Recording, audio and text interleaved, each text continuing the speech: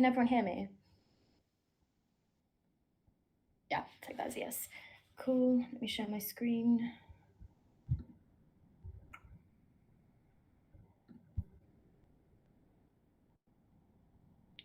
Right. Hi everyone, my name is Elena. I'm a third year PhD student at the University of York with iGGi, and I'm here today to talk to you about the challenges in regulating microtransactions in video games. So first of all, what are microtransactions? They basically refer to uncapped repeated payments in games, which goes in contrast to kind of upfront payments that you might be able to pay once for a game and have access to the full game content, or other methods of monetizing games, such as subscriptions, where you maybe pay monthly and you have access to all the content. In the case of microtransactions, quite a lot of the time upfront the game is free, but then the majority of the revenue comes from these in-game payments. And because of this, they've sort of been widely negatively perceived and criticized. So because there's more incentive for developers to develop them, to make people spend more and more, because that's the primary source of revenue. And it's sort of been suggested that because of this, the microtransactions have been designed in ways which use psychological manipulation to get people to spend more, and are generally quite unethical and dangerous to vulnerable populations, so such as children. And they've also been linked to potential for addiction. And in particular, there's been some regulatory conversation even in various governments around loot boxes, which many of you might be familiar with, which refer to randomized in-game content that can be bought for real money. And in a lot of countries, this has been likened to gambling and regulated in a similar way.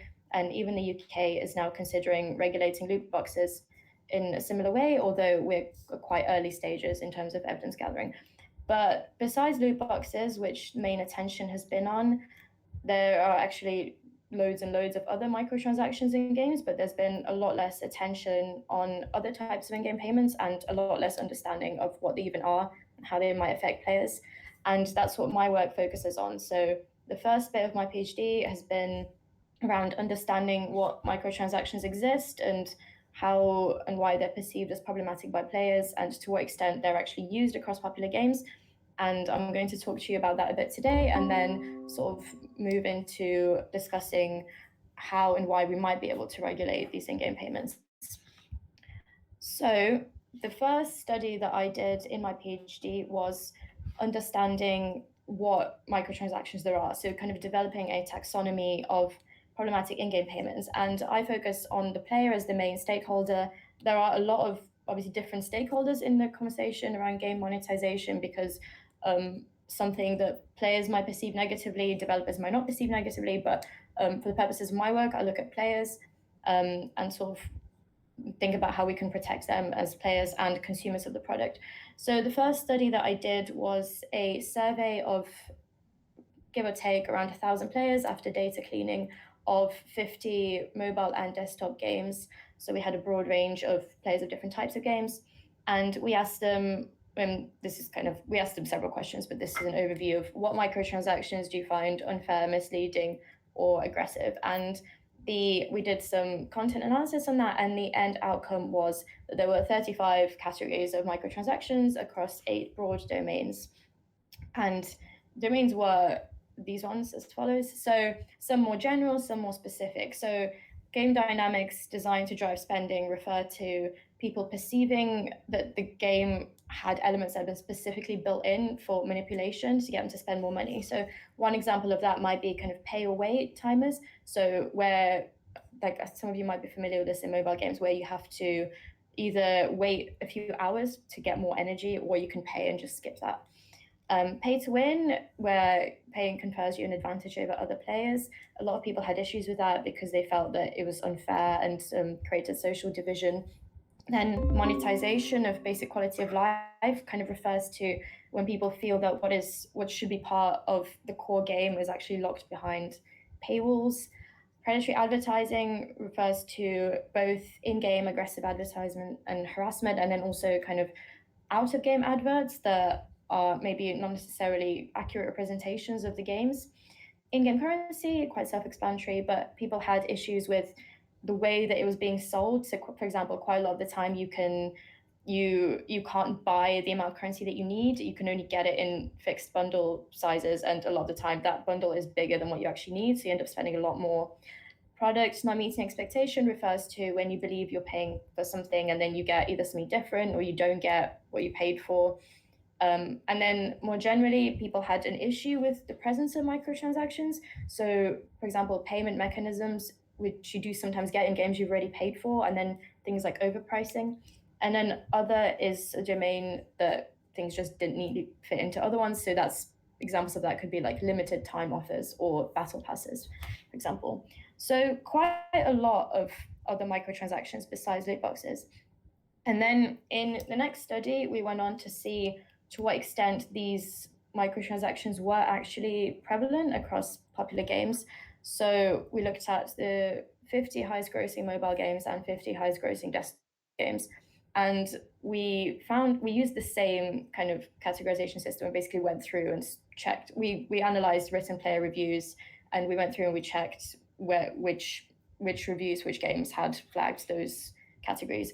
And we found that 88% of mobile games have at least one problematic microtransaction, which is a lot.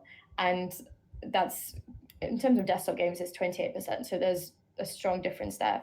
But in mobile games, the most discussed problematic microtransaction was unrealistic presentation of product in advertising. So that refers to like if they had downloaded a game based on an advert they'd seen and the actual game was so different. And that's actually a huge problem in mobile games. So recently, some games have even had their adverts banned for that reason. But then kind of the most prevalent technique, rather than the most discussed, the one that appeared in the most games, was that people just felt like these games had been designed to get them to spend money. But this was very different across desktop games, where there were also a lot less problematic microtransactions, where people were not happy that a lot of games, they felt you didn't actually get the core game without having to pay for additional content. So they felt like the game you got at the start, either by paying or for free, was not actually a full game experience without getting downloadable content. So based on that, we kind of have an initial understanding of what the problems are with game monetization. So we don't necessarily know what the effects are on players. That's going to be the latter half of my PhD. But we can see kind of what these monetization techniques are and what games they could be found in. But I think at this stage, regulation still remains basically impossible, and not just because of necessarily lack of research, but because of the nature of these things themselves.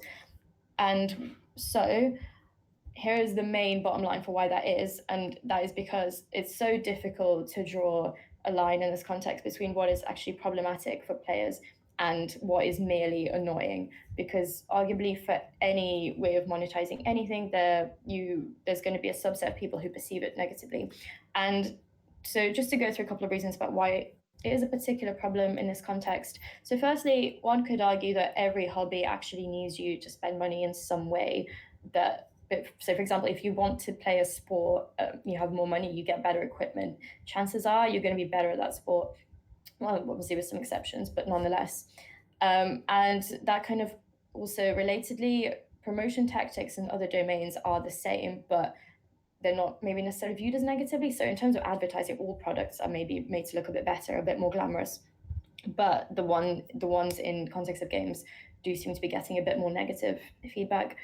And then so also a lot of the perceptions of what is and what isn't problematic in the context of games is heavily shaped by biases and norms, which are related to both upbringing and cultural context and background. So a big issue that we have still is that a lot of the people who are in positions to talk about games or review games and the ways they're monetized are not the same people who are then playing these games. So the voice of kind of the male voice is still very prevalent around in discussions of games.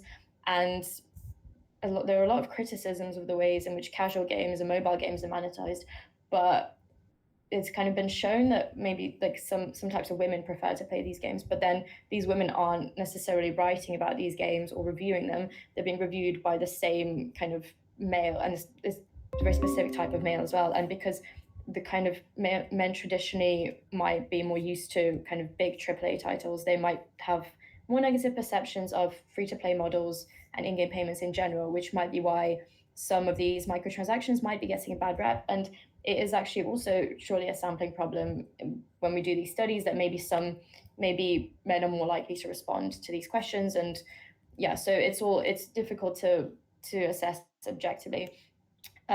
Choice is also a big one. So even in our research, we've had a subset of players saying that they have no issue with microtransactions because you actually don't have to play the game if you don't want to. And that is fair enough. But then the last one, the biggest one, is kind of what is fairness. So a lot of the issues that people have with microtransactions are based around perceptions of so like for example, in the case of pay to win, people dislike it because they perceive it as being unfair. But then what even is fairness? Like thousands of years of philosophy hasn't even been able to answer that question. And even if we could answer it, how do we begin to regulate that? And should we even? So these are all the problems that kind of come into trying to regulate microtransactions. But I do have some initial ideas for solutions. So you can kind of start thinking of initial guidelines for how to assess the types of microtransactions that should be regulated. So the first being, I think the ones that could be subject to regulation should at least be tangible. So something you can objectively see and measure in a game as a game design feature. So for example, like you can see if the game has additional content that you can get for money, and you can see if there's a wait timer in the game, but you can't necessarily see if a game has implemented like escalating payments, which makes you spend slightly more, or like if that is just people thinking that the game is trying to take their money. So to start regulating, you have to unfortunately focus on only the ones that you can objectively measure first. And there are some clear ones that stand out with that. Secondly, truly problematic microtransactions would have measurable consequences. And that doesn't have to be consequences for well-being or for for health outside of the game, but it could just be consequences for the player experience. And we might not necessarily have measured these consequences yet, but they would be something that is measurable. So if you can see a microtransaction having a clear effect, then that brings us closer to understanding which ones are problematic and can actually be subject to regulation. And then thirdly, microtransactions which should probably be subject to regulation are the ones that are not optional. So I think a core thing that separates a microtransaction from being problematic to not problematic is that if you have the choice to not engage with it and still have the same or very similar gameplay experience. So a good example of that is cosmetics, because if a game had only cosmetics, chances are you'd be able to have the same gameplay experience, but then also choose to spend money on making your character more aesthetic. And so in this way, you have the same gameplay without having to spend money. And yeah, I'm sure there'll be more that emerge as I do my research, but these are the thoughts I have for now. And kind of on the back of that, it really feels, having done the work that I've done so far, that kind of national level regulation would just not be a good way forward here, because it's not necessarily a one-size-fits-all approach, and it could be way too restrictive because games are so complicated and there is actually so much creativity and creative freedom that is needed to create good games, that probably this regulation should be done at an industry level. And that's actually been suggested about a lot of other creative industries, and it's something that could work well. So I think ultimately what we should aim to have kind of a joint effort from both the industry and from academia and from all the relevant stakeholders. And I'm sure that by doing that, we can create a series of ethical guidelines that become kind of the norm for how we monetize games, and then have an industry that benefits everyone. Okay, I think that's all from me. Thank you.